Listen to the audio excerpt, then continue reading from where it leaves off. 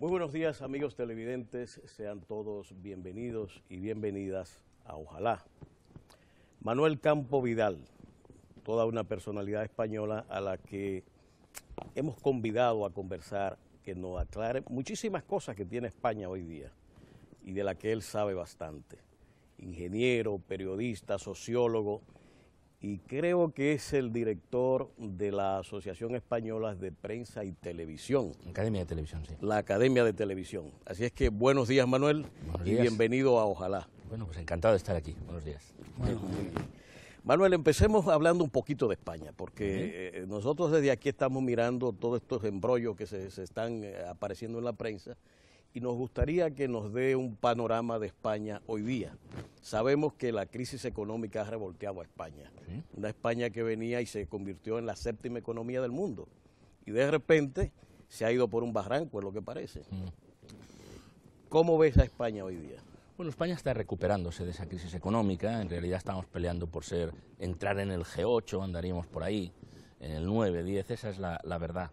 Pero tuvo un retroceso importante con la crisis económica que golpeó de una manera muy seria porque tocó el modelo productivo. Y ese modelo productivo se había basado sobre todo en la burbuja inmobiliaria, y ahí hubo una crisis financiera, una crisis también del mundo inmobiliario, pero afortunadamente nos estamos recuperando porque en este momento España es un país que crece al 3%, ya sé que República Dominicana crece más y se lo deseo, y todo es fantástico, pero la eurozona no crece más allá del 1,5%, esa es la verdad.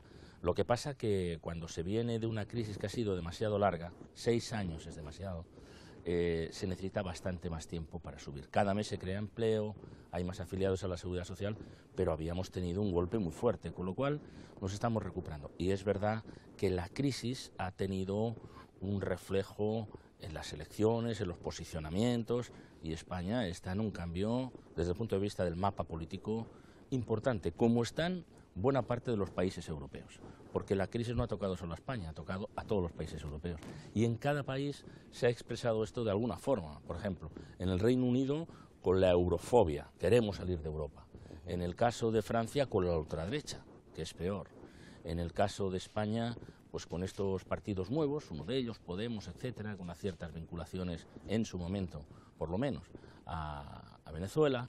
Bueno, está aquello alterado y muy interesante, así que les invito a que sigan en esa observación, porque estamos viendo ya cambios muy importantes. Esa crisis económica condujo, bueno, todos los desalojos, los desahucios que se están produciendo, de cantidades de ciudadanos, los recortes en educación, ¿Sí? recortes en salud, en fin.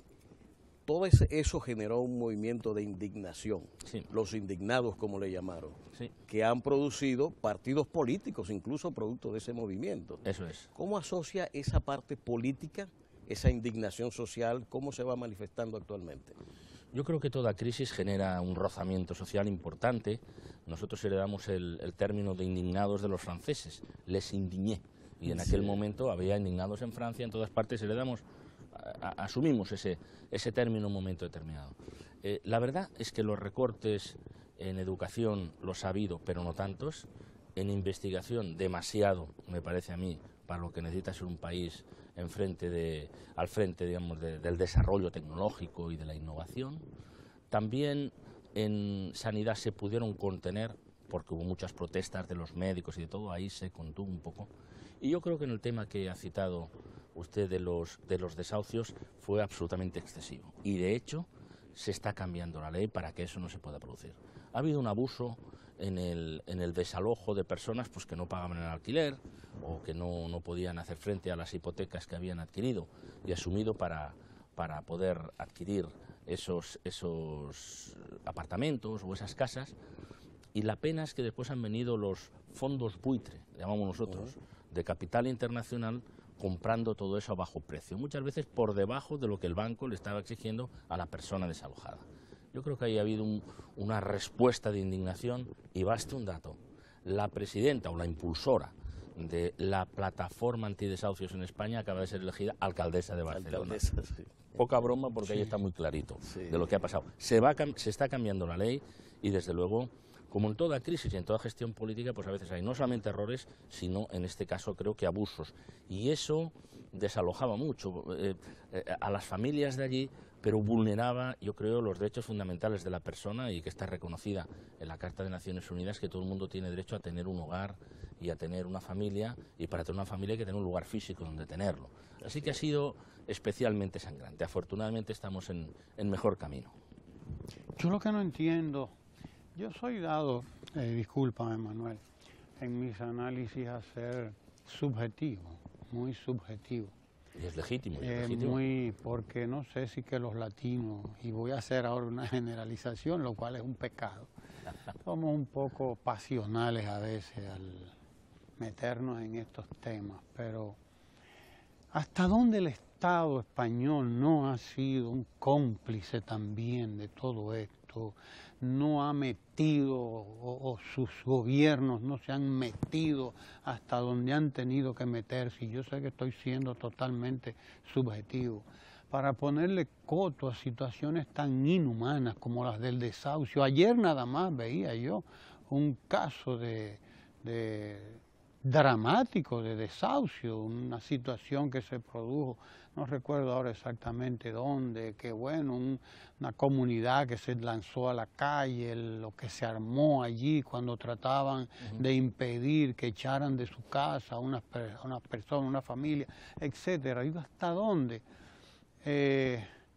no pudo el Estado asumir un comportamiento diferente respecto a esto? Hasta dónde los capitales tienen que ser tan decisivos a la hora de imponer sus reglas, su ley.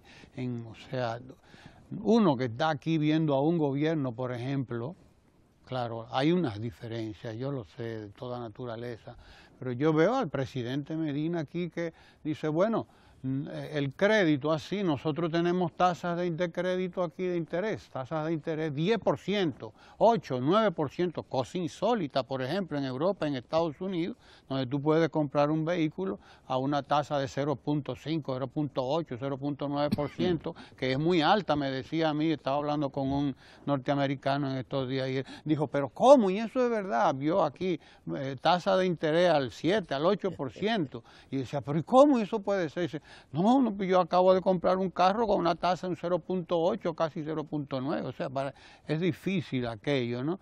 Entonces yo veo aquí al presidente metido en el monte, en el campo con la gente y diciéndole crédito, bueno, si la banca privada no quiere resolver este problema, el Estado tiene que resolverlo y la gente va a tener acceso al crédito. 0.41 y después hablamos. Y está prestando dinero el Estado a través del Banco Agrícola, pero allí no, allí hay como, yo lo que observo en Europa es aquella hegemonía total, brutal, absoluta de un bloque gobernante, de un bloque dominante que impone su ley y sus reglas a todo el mundo. Pero no uno no entiende ciertas cosas. Ramón, pero no es en Europa, es en todo el mundo. Sí, es Cuando cierto, viene la crisis claro económica financiera internacional, el G8 precisamente se reúne y dice, bueno, vamos a invertir mucho dinero para controlar esto y pondremos nosotros las normas. No ha pasado. Los bancos en todo el mundo siguen dominando la escena. Y el propio Obama dijo, esto lo vamos a arreglar. Y no pudo hacer nada. Y no se ha arreglado. Yo creo que dentro de que no se ha arreglado, que es el cuadro general, hay gobiernos que intervienen antes o que intervienen con mayor decisión.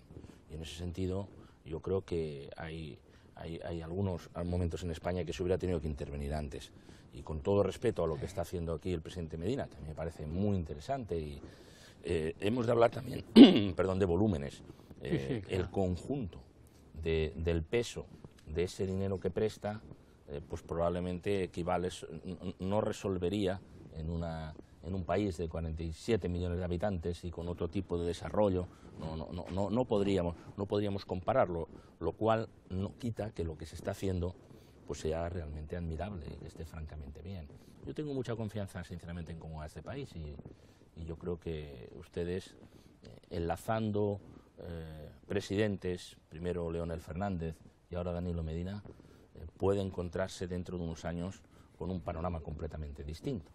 No es aquí la conversación, pero yo lo vi en el caso de Brasil. Brasil tuvo un excelente presidente, que era Fernando Henrique Cardoso, al cual tuve la oportunidad de conocer y conversar con él algunas veces en casa del profesor Manuel Castells, precisamente, y fue un gran presidente que hizo cosas por las escuelas en Brasil que está haciendo aquí el gobierno dominicano. Después vino Lula, 8 años de Lula, y después 4 años de Dilma Rousseff. Cuando un país enlaza 2 o 3 presidentes con un sentido claro de a dónde va, como República Dominicana, después de Leonel Fernández, 8 años, ya sé que antes había estado también, con 8 años de Danilo Medina, el resultado final, eso es casi una generación, sí. Es casi una generación. Y entonces el panorama puede cambiar, así que lo veo con enorme interés, sin ocultar por los problemas que hay, como en todas partes hay, desde luego en España y en todos los sitios. Nosotros hemos pasado recientemente por un proceso de reforma constitucional. Me imagino que te habrás informado de Estamos algo al de corriente. eso, ¿no? Lo hemos seguido con enorme interés. Y nosotros, había gente aquí partidaria de que, y todavía la hay, desde luego, de que la Constitución sea blindada, que eso sea inmodificable. Oigan, una cosa inaudita, además para mí aberrante. Pero nosotros demostramos que las constituciones son modificables y tienen que ser modificables para mejorar la democracia. ¿Hasta dónde? Y discúlpame que siga metiéndome en estas cosas, pero ¿hasta dónde los estados modernos europeos, incluyendo el norteamericano, no han puesto una camisa de fuerza a los gobernantes para impedirles hacer las cosas que tienen que hacer? Caso, por ejemplo, del Obamacare, ahora que lo vemos, que prácticamente están por volverlo para atrás otra vez, el seguro de salud, el programa de salud del presidente Obama, que fue un gran avance, ¿no? Lo poco que le dejaron hacer. O sea, ¿hasta dónde nuestros gobiernos, estos gobiernos, en una hora tan importante del mundo, no están presos? Pues esa es una excelente reflexión. Sobre la reforma de las constituciones, yo creo que a veces se sacraliza ese debate en exceso. La vida cambia, la fotografía se mueve y no se puede estar en el siglo XXI con la fotografía del siglo XX. Lo tenemos en España en este momento. Tuvimos, por suerte, una constitución en el año 78, después de la transición, una constitución democrática que englobaba a todos, a la inmensa mayoría. Después de un siglo XIX pues muy agitado, en el que España casi que su aportación tecnológica al mundo fue fabricar constituciones, porque estaba constantemente con pronunciamientos militares y vuelta arriba y abajo. Por fin tuvimos una constitución en el año 78, pero han pasado casi 40 años, habrá que revisar, las condiciones no son las mismas. Entonces, y yo soy partidario de que en España se reforme la Constitución, manteniendo el edificio. Todo edificio merece, después de 40 años, una rehabilitación. Y hay que limpiar la fachada, hay que cambiar algún piso, seguramente hay que hacer un balcón que antes no estaba, etcétera.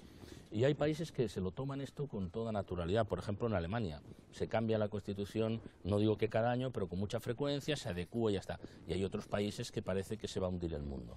Y no es el caso. Entonces yo creo que hay que desacralizar, a mi modesto juicio, el hecho de que se toque la Constitución cuando convenga tocarla, con razón, con consentimiento popular, evidentemente, con respeto a la soberanía. Eso yo creo que por ahí yo creo que no tiene problema. Sobre el otro asunto que plantea, pues evidentemente hay lo que ya nos enseñaba en París cuando yo era alumno del profesor Castells, Nikos Poulantzas. Hay una autonomía relativa del Estado, el Estado a veces va por su cuenta sobre los poderes económicos, pero yo creo que para el gusto de todos los ciudadanos los poderes económicos en todos los países dicen más de lo que a los ciudadanos nos gustaría. Y el caso de Obama es especialmente claro. Él hace una gran aportación, se juega incluso, yo digo, la reelección por imponer eso, y ahora hay un movimiento de vuelta, un movimiento de regresión que puede hacer que ese gran avance pues quede en nada. Quedará en poco, en nada no, porque ya cuando la ciudadanía ya ha conseguido verlo, tocarlo y decir que es posible, pues ya volverán las cosas. Lo que pasa es que, claro, en ese retraso muchas veces pues hay mucho drama humano acumulado y eso es así. Ojalá los gobiernos tuvieran más autonomía respecto a los poderes económicos y creo que lo que me he referido de de que en la crisis el G8 dijo eso lo arreglamos y así controlamos el mercado, yo creo que en general en el mundo los capitales siguen campando por sus respetos. Muy bien. Manuel, esta situación en España, volviendo un poquito de nuevo a España, la transición del 78 implicó una constitución. ¿Pudiera decirse que estamos ahora en las negociaciones de todos estos pactos, que hay una recomposición tan grande en España que pueda implicar, si a ello vinculamos los nacionalismos, como se están expresando, la necesidad de una nueva constitución española que renegocie aquel pacto que dio a España todas esas potencialidades para el crecimiento? Yo creo que hay tres posiciones claras. Los que quieren fundar la Constitución de nuevo, es decir, partamos de cero, hagamos un proceso constituyente. Los que quieren reformarla para adecuarla a los tiempos y los que de ningún modo quieren tocarla. Básicamente es eso, y eso se expresa con partidos políticos. Algunas de los movimientos nuevos, este movimiento de Podemos, etcétera, habla de proceso constituyente, y hay un sector también de esos nacionalismos independentistas que plantea esto. Y desde luego hay sectores del Partido Popular hoy en el gobierno que de ningún modo quieren tocarla. Yo creo que al final se impondrá la razón del centro, con matices y en sentido amplio. Y va a haber una negociación, pues resolviendo algunas cosas, como decía, rehabilitando el edificio, adecuándolo, y es verdad que, por ejemplo, pues habrá que estudiar bien, y si es delicado, pues un encaje distinto de Cataluña en el Estado español, pero para que no se produzca la independencia, etcétera. Yo creo que ahí esa va a ser la salida. Ha habido un relevo en la jefatura del Estado en España.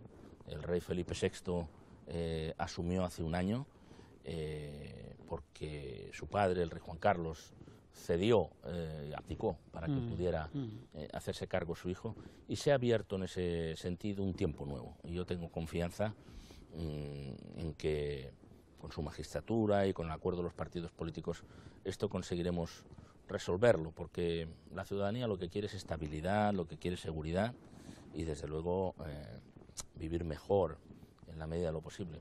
Yo creo que saldremos de esta. Ahora, es apasionante y es verdad que es arriesgado como todo proceso político.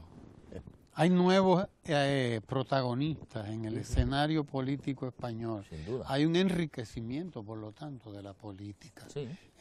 Podemos, el mismo Ciudadanos, que no es tan radical como Podemos, Eso es. Es un poco más hacia la derecha, Podemos ala más hacia la izquierda, pero hay también otras formaciones interesantes a nivel regional, a nivel ya más local, y eso quiere decir mucho en el panorama político español. ¿Cómo tú lo percibes esto? Bueno, yo creo que, por resumir, digamos, una imagen, la política en España era cosa de dos, Partido Popular, Partido Socialista, con alternancia en el poder, los ciudadanos decidían. Hay 2 millones de ciudadanos que dicen, bueno, pues ahora toca más Partido Popular, ahora toca más Partido Socialista. Ha venido siendo así. Y era cosa de dos, y uno más en Cataluña y País Vasco, donde los movimientos nacionalistas son muy fuertes. Ahora ya no es cosa de dos, es cosa de 4. Y los 4 tienen que ponerse de acuerdo, porque está el Partido Popular de siempre, el Partido Socialista de siempre, aunque a su vez en proceso de renovación, y efectivamente aparece esta fuerza de ciudadanos, joven, importante, que por situarlo de alguna manera, pues estaría más en línea de lo que era Adolfo Suárez. Permíteme una anécdota personal. Yo escribí un libro sobre Adolfo Suárez hace 3 años, se llamaba El presidente inesperado de la transición. Se lo regalé a Albert Rivera, líder de Ciudadanos, en una entrevista que hice, como se lo regalo a otras personas, y ha sido la mejor campaña publicitaria que he tenido nunca de ese libro, porque a todos los sitios que va dice, ¿qué libro está leyendo usted? El libro de Manuel Campo Vidal sobre Suárez, creo que Suárez tal. Digo, caramba, porque de pronto él visualizó esa posición sobre este personaje. No digo que no lo hubiera visto antes, pero lo utiliza como elemento para plantearlo. ¿Y qué era Suárez? Pues una persona que estaba entre la derecha de Fraga y el Partido Socialista. Ahí quiere estar Ciudadanos, en ese juego, y más allá del Partido Socialista, más a la izquierda estaría Podemos. Esos 4, que son 5 en Cataluña y el País Vasco, son los que van a articular el juego. Lo que sí parece claro es que las próximas elecciones, que seguramente serán en noviembre de este año, nadie va a tener mayoría absoluta para gobernar, como está sucediendo en la mayor parte de los ayuntamientos. Y eso quiere decir que tiene que haber acuerdos, pactos, cesiones, y que tiene que haber un curso acelerado de negociación política para todos los líderes, porque es necesario, y entender que un pacto, una cesión, no es necesariamente, permítame la expresión, bajarse los pantalones, como se suele decir en España, ¿no? Es una renuncia. Es que entonces no, mire, vamos a encontrar, más que sobre las personas y sobre los cargos, cuál es nuestro proyecto. Vamos a ceder aquí, vamos a ceder allí, pero vamos a seguir avanzando en esta dirección.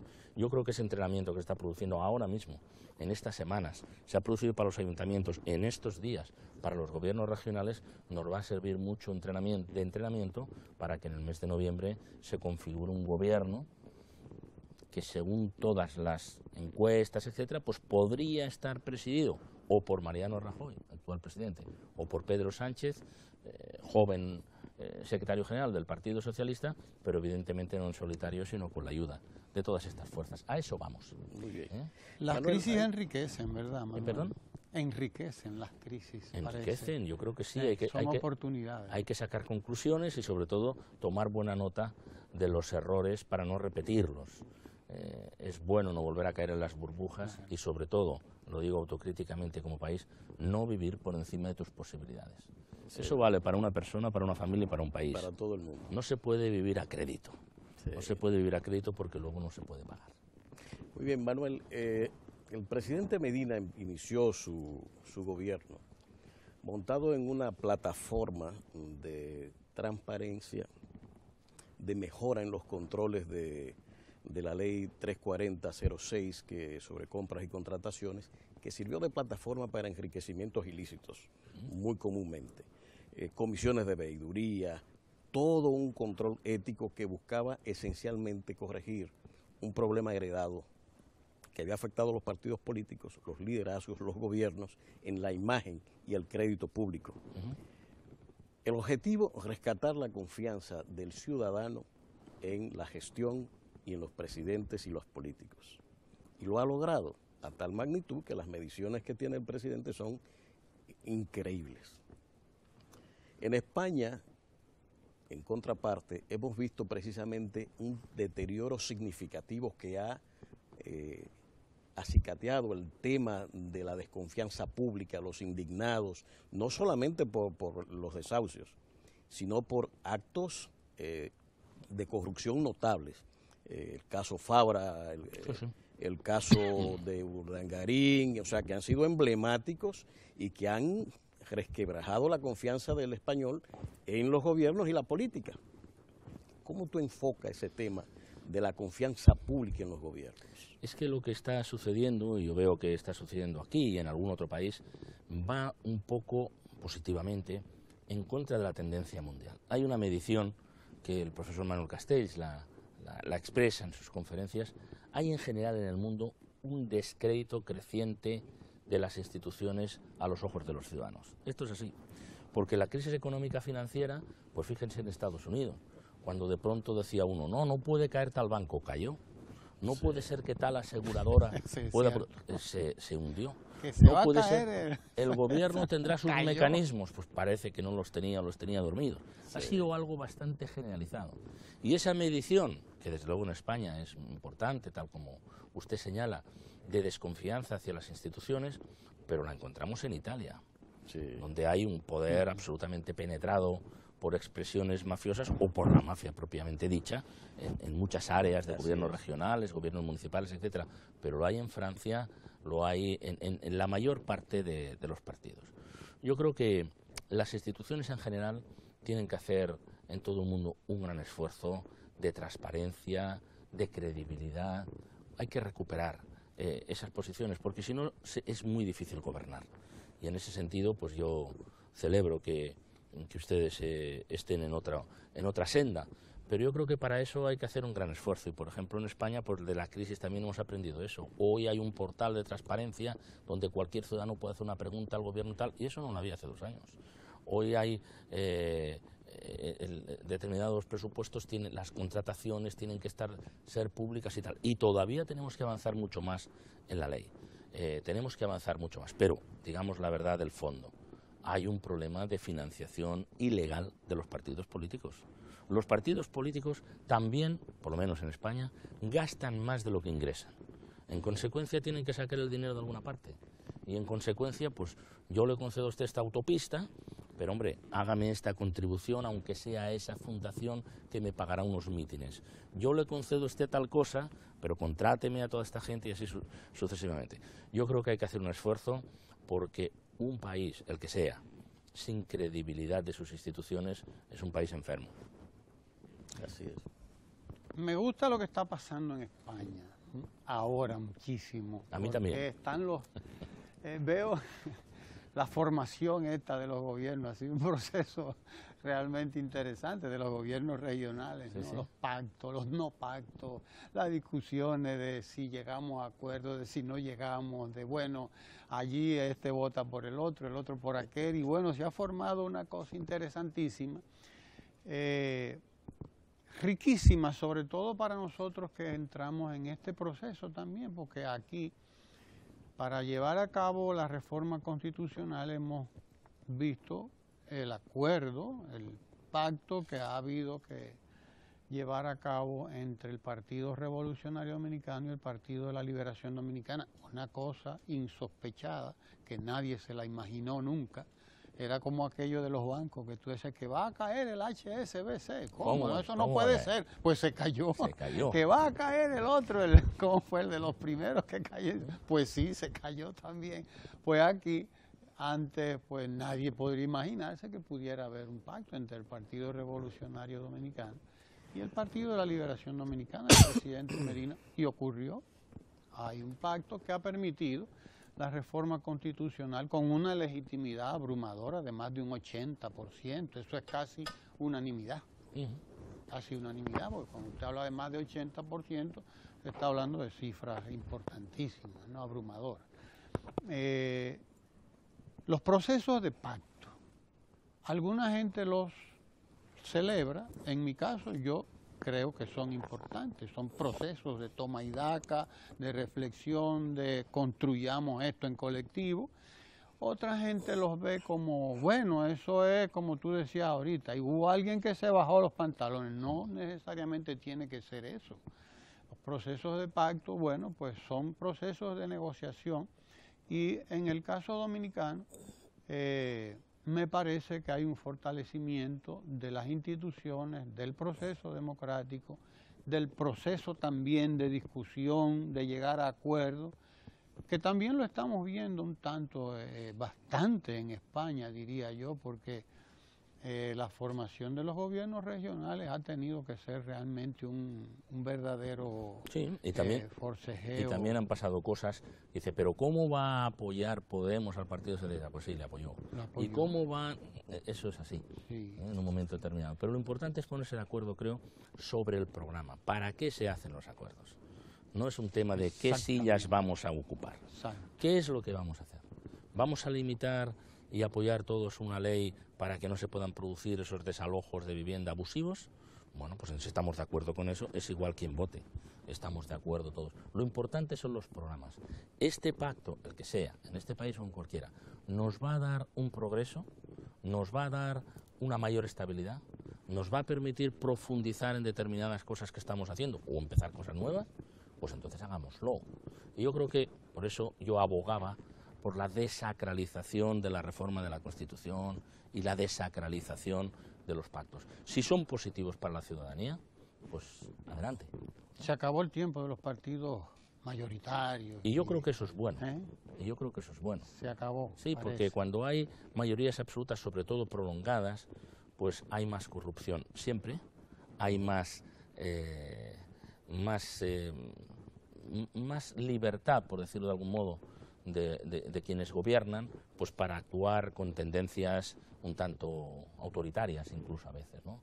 Aunque en determinados periodos históricos, pues si hay una mayoría absoluta, porque las personas así lo requieren, está bien, pero no de una manera sostenida. Pero vamos, con todo a mí me parece que España está en una senda interesante y sinceramente, por lo que yo veo, la República Dominicana también, sin esconder los problemas que tenemos unos y otros, ¿no?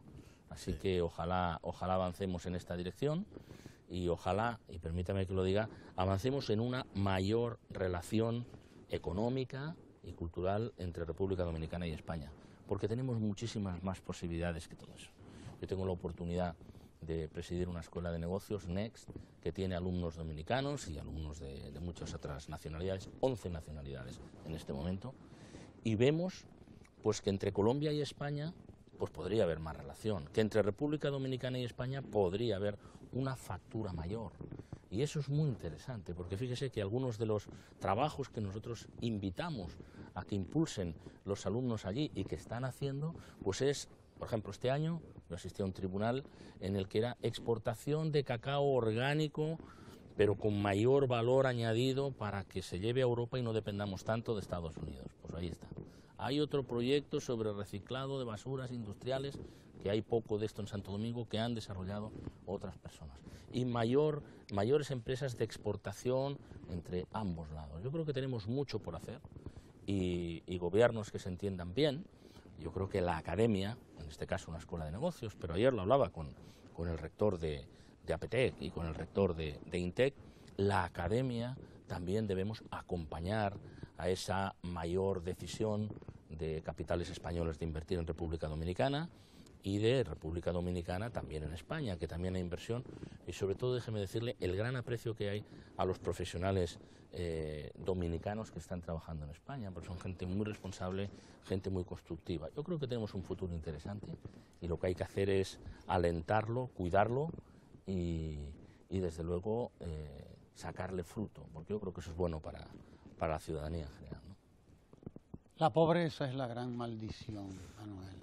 A ustedes les están tocando los africanos ahí en Ceuta, en Melilla, a Italia en Lampedusa.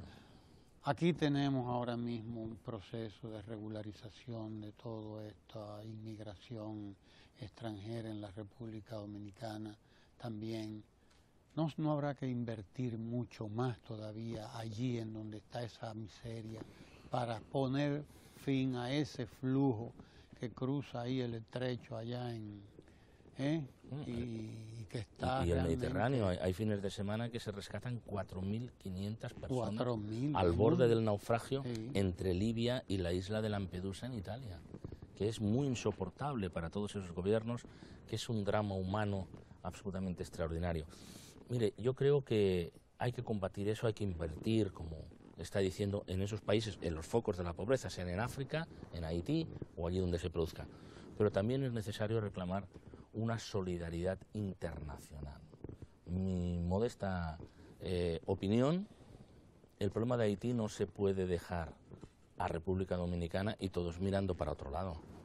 El problema de África no se puede dejar a los italianos o a los españoles porque estamos en primera línea de mar. Tendrá que responder toda Europa y tendrá que entrarse en Haití con esos fondos, hasta donde yo sé, que Clinton movilizó en un momento determinado y que no se llevan allí porque, según leo, no se fían de las estructuras que tienen que aplicarlos, pues habrá que aplicarlos de alguna manera y habrá que garantizar esa estructura. Yo tengo la impresión que eso es un problema muy serio, pero que no se puede dejar que a países que por razones geográficas estén soportando el problema, y yo creo que República Dominicana soporta el problema de Haití porque está el mar alrededor y solamente una frontera, entonces la única salida que hay ahí. Y en el caso del norte de África que usted cita, pues tenemos el problema de que la desestabilización, por ejemplo, de Libia ha abierto una brecha tremenda, y ahí hay errores estratégicos pues, del presidente Sarkozy y de otras personas que dijeron hay que echar a Gaddafi. Yo no digo que no haya que echar a Gaddafi, pero hay que pensar qué viene después de Gaddafi. Y lo que viene después de Gaddafi es una especie de tribus más bien vinculadas al Estado Islámico y una especie de salida por ahí de un drama humano en el que hay que intervenir. Y eso yo creo que es responsabilidad de todos los países, no solamente del país que por razones geográficas o históricas o de cualquier naturaleza le toca el problema. Así que yo no sé si digo alguna cosa que no debo, pero creo que los países, por ejemplo, deberían ayudar a República Dominicana y hacerse cargo del problema para que no lo tenga que soportar solamente este país. Sí. Quizás a quien deben ayudar más es a Haití. No, si estamos de Porque acuerdo. ya República Dominicana, Pero para ayudar a República Dominicana, que está al lado, lo que hay que hacer es ayudar a Haití invirtiendo ahí directamente. Y para ayudar al gobierno italiano y a los que estamos en primera línea de mar, hay que invertir en África y así sucesivamente.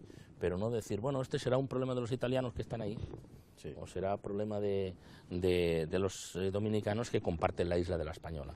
Son problemas internacionales, son problemas en los que no pueden Washington, Londres, Madrid, París o Berlín estar mirando para otro lado. Esa es mi opinión. Ahí, Manuel, a propósito de esas observaciones que tú haces, elementos importantes que hay que rescatar. Las políticas internacionales sobre todo el gobierno norteamericano y Francia, que lo menciona, crearon una suerte de arte de destrucción de países. Caso Libia, caso Irak.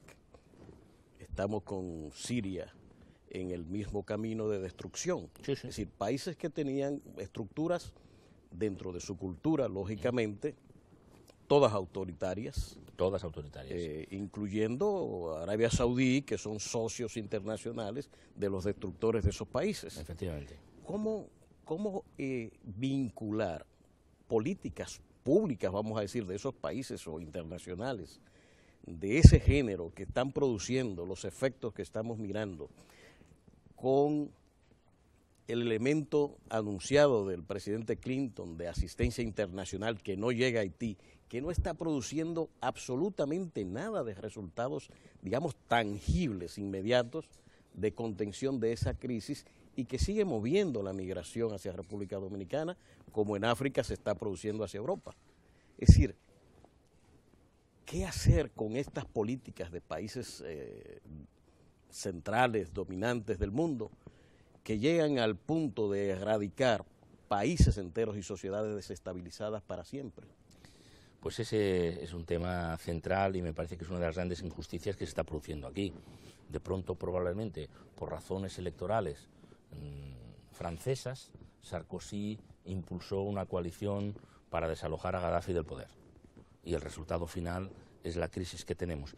Y Dios nos libre de defender a Saddam Hussein y defender a Gaddafi y defender al dictador en Siria, que todavía está en su lugar. Pero es verdad que había dentro de la injusticia una estabilidad desde el punto de vista geopolítico, ¿no? Exacto. Yo creo que lo que hay que hacer es actuar, ¿no? Tuve la oportunidad de entrevistar a Mikhail Gorbachev en Madrid y él dice que uno de los males mundiales es el exceso de palabrería.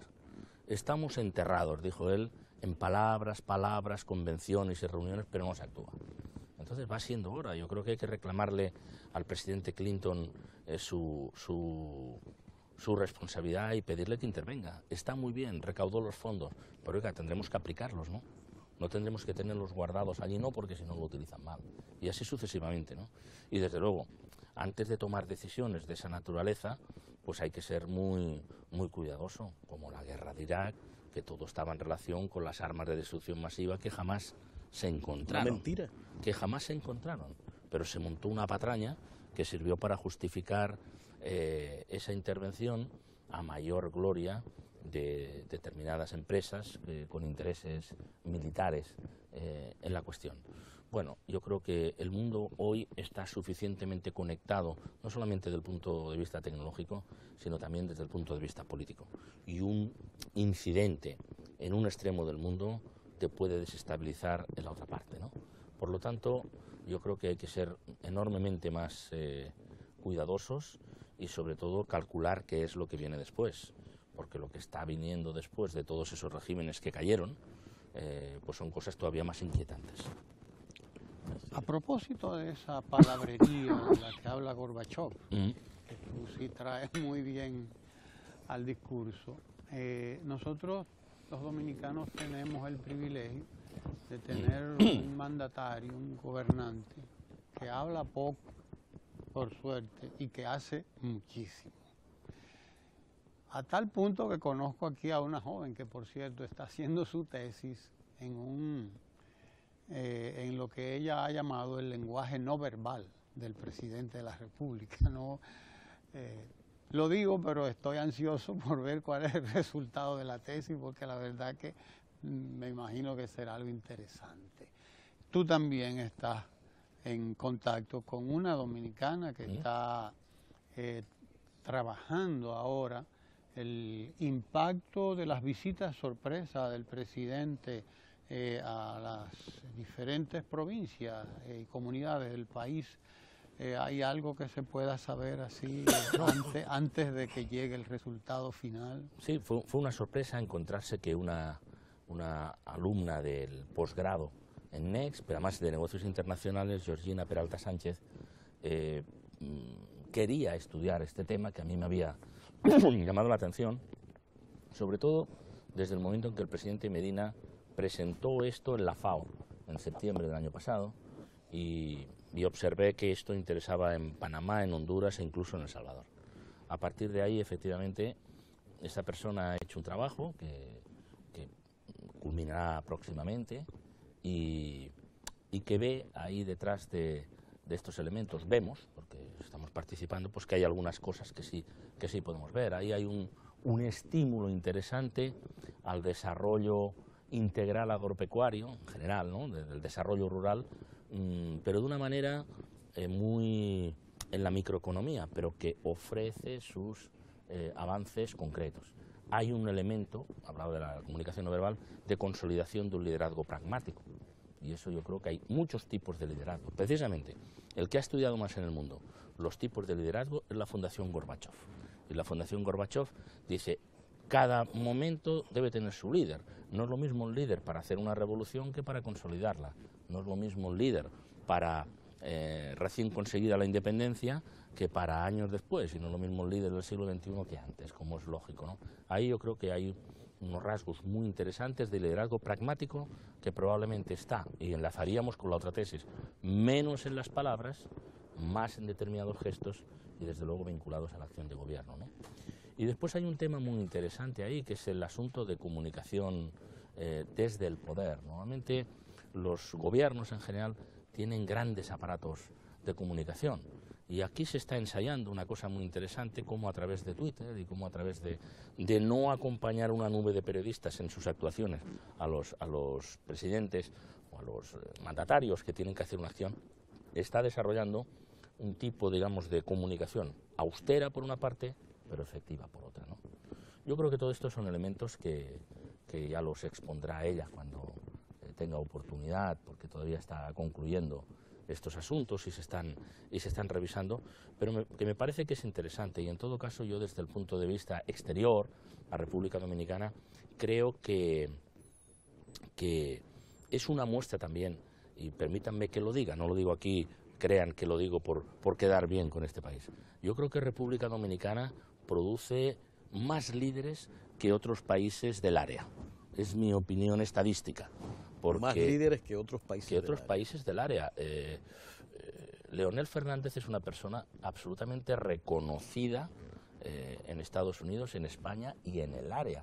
Yo tuve oportunidad recientemente de asistir a una conferencia suya impactante en la Universidad de Alcalá de Henares, cuando le concedían la medalla de oro de esa universidad, y Leonel Fernández hizo un discurso que yo no conozco, y por periodismo, gracias a Dios, he tenido la oportunidad de conocer a muchas de estas personalidades, desde Gorbachev a Tony Blair, gran orador.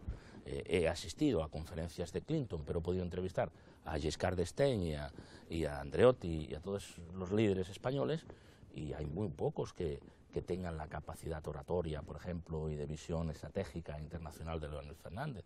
Bueno, pero luego ha venido Danilo Medina, con un estilo de liderazgo completamente distinto, pero sin embargo eficaz, lo que yo defino como liderazgo pragmático, etcétera. Pero ustedes tuvieron aquí a Juan Bosch, que ustedes han tenido toda una serie de personalidades, y con todo respeto para otros países, vaya usted a algunos países, por ejemplo de Centroamérica, ponerse muy lejos, y a ver quién nos dice tres dirigentes a lo largo de la historia reciente que hayan tenido una proyección internacional como los líderes de República Dominicana. Entonces yo creo que todo esto es positivo, y visto de fuera los países, desde luego, los hace su potencia, los hace su economía, pero también lo hacen sus innovaciones y la capacidad de sus líderes. Y en ese sentido, pues yo creo que, por ejemplo, que cuando el presidente Leonel intervenía pues, en la Asamblea General de Naciones Unidas, o venía a España o a Europa o a Francia, que tiene una gran relación con Francia, o en cualquier sitio, República Dominicana probablemente, permítanme que lo diga así, estaba tirando del concepto de República Dominicana porque ese líder lo proyectaba. Y yo creo que esto, aunque tiene menos proyección internacional, el presidente Danilo Medina, que tiempo tendrá para hacerla, que ha estado más en el interior, y yo creo, y les felicito, que tener líderes de esa naturaleza, pues me parece que es interesante, ¿no? No todos los países lo tienen, porque los líderes son determinantes, de verdad. Nosotros tuvimos la inmensa suerte en estos últimos 40 años de tener a Adolfo Suárez, de tener a Felipe González, de tener al rey, ahora de tener al rey Felipe VI. Pues ojalá enlacemos con personajes de esa naturaleza, porque el país es lo que es, pero el líder es el que lo proyecta, ¿no? Así es. El presidente Medina hizo una campaña basado en un eslogan larguísimo que tú debes quizás recordar, ¿no? Porque en algún momento tuviste contacto con aquella realidad, aquello de corregir lo que estaba mal, continuar lo que estaba bien y hacer lo que no se había hecho, ¿no? Aquí hubo mucha crítica a aquello. ¿Pero y qué? ¿Cómo puede ser una cosa tan larga? La gente no se va a recordar de eso. Eso en términos de comunicación es una barbaridad. Y aquí hubo cualquier cosa sobre aquello y resulta que los pueblos entienden más de lo que la gente cree a veces, ¿no? Sin duda. Más de lo que los comunicadores nosotros creemos. Yo soy muy crítico, yo siempre digo que la opinión pública es más inteligente de lo que creen los políticos y creemos los periodistas, y los publicitarios por extensión. Exacto. Qué duda cabe. Pues aquello fue realmente una innovación en la República Dominicana y poco después de asumir el gobierno, el presidente salía a la calle y se iba a un campo. Y la gente decía aquí, bueno, pero ok, brincando charquito no se va a resolver el problema porque él salió brincando un charco en un monte de eso, en un campo de eso. Pero brincando charco no se va a resolver nada en este país. ¿Quién ha visto eso? Porque está la historia aquella, ¿no? Del crítico famoso, ¿no? Que lo criticaba a todos. Si el niño iba a pie, si el hombre iba en el burro, si se apiaba del burro era mal, si se subía, no, en fin, todo era mal.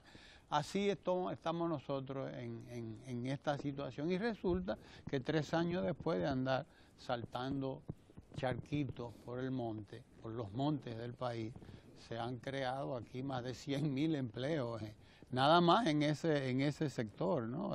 Apoyando estas iniciativas de la agropecuaria. Tú que viste ya un contacto con el domingo pasado, porque te vi ahí y digo, pero mira dónde está Manuel Campos. Es que yo quería verlo, porque a mí me lo contaban, pero quería verlo. Quería verlo. Hay que ir a ver ¿no? las cosas. Entonces, ¿qué vio Manuel Campos? Aparte, digo, ya nos has conversado un poco. Bueno, yo vi el impacto de unas zonas en las que lo que expresaban las personas que estaban allí no es que hubieran visto nunca a un presidente, es que nunca habían visto un ministro, ni se le había pinchado por ahí una rueda a ningún gobernador, porque normalmente no pasaba, ¿no? O sea que no, eso es así, ¿no? Yo creo que el valor de la cercanía es enormemente interesante en política y que hay que combinar la gran geoestrategia con el atender a las personas directamente. Y yo creo que eso es muy positivo, porque si no, estamos en una situación en las que la política y los periodistas seguimos el ritmo y los economistas solamente hablamos de porcentajes y solamente estamos diciendo, pues en España ahora se crece un 3%, está bien, pero hay que ir a concretarlo. O República Dominicana creció el año pasado un 12% o lo que sea, está bien, pero hay que ver en ese sector, en aquel campo concreto. Entonces yo vi pues que allí se habló con una asociación de personas que están cultivando la alcaparra y otros que cultivan, que crían conejos. Bueno, pues al final en esa microeconomía y en las sumas de esas microeconomías, yo creo que es interesante para ese sector el poder avanzar. Y además significa también un ejemplo de que desde la política, junto con los ciudadanos, se pueden cambiar las cosas. Y es un ejemplo práctico que a mí me parece positivo y que es justamente lo que se está estudiando en ese trabajo que está planteando esta alumna dominicana, ¿no? Me parece interesante esa consigna, cambiar las cosas junto con los ciudadanos. Es que si los ciudadanos no se cambia nada. Uno puede venir allí y decir, vamos a mandar un chorro de millones, que a veces se hace en algún momento determinado, porque ha habido unas inundaciones en tal sitio, para arreglar aquello. Bueno, pero luego no queda nada. Luego aquella cooperativa tiene que encontrar otras vías de salida, y a lo mejor les falta un experto en cuestiones internacionales porque podrían exportar. El caso de la alcaparra. Nosotros, los italianos, los españoles, etcétera, somos consumidores de alcaparra, ya no la producimos, pero ¿quién la lleva desde Montecristi a Madrid? Pues tendrá que haber un técnico que sepa exportar y que sepa llevarlo, porque aquellos señores bastante hacen con producirla, ¿no? Y sobre todo, lo que se planteó allí, aumenten ustedes la producción, traigan unas plantas que en lugar de producir medio kilo al año, produzcan 1 kilo, y otras de 1,5 kilos. En ese asesoramiento concreto es dar luz a los problemas, y yo creo que eso es enormemente positivo. Por eso me interesó tanto. Manuel Campo Vidal, muchas gracias por estar aquí en Ojalá gracias a ustedes con nosotros, por la invitación, acompañándonos al doctor Rafael Sánchez Cárdenas y a mí, y a ustedes también, a hurgar, a ver la luz en todos los fenómenos políticos, económicos y sociales. Para eso debemos servir nosotros, para pensar con la gente, no decirle a la gente, ¿verdad? Porque sino pensar con la gente y ayudarnos mutuamente. Gracias por estar aquí, Manuel, y bueno, te esperamos porque siempre es bueno conversar con la gente que está de fuera mirando las cosas, porque aquí nosotros estamos muy envueltos en el barullo. Está bien, pero yo he venido aquí a aprender, yo siempre que vengo aprendo. Usted quédese ahí porque ahora nos vamos a nuestra sección Ecomundo, aquí en Ojalá con el economista Lucas Vicens. Quédese ahí.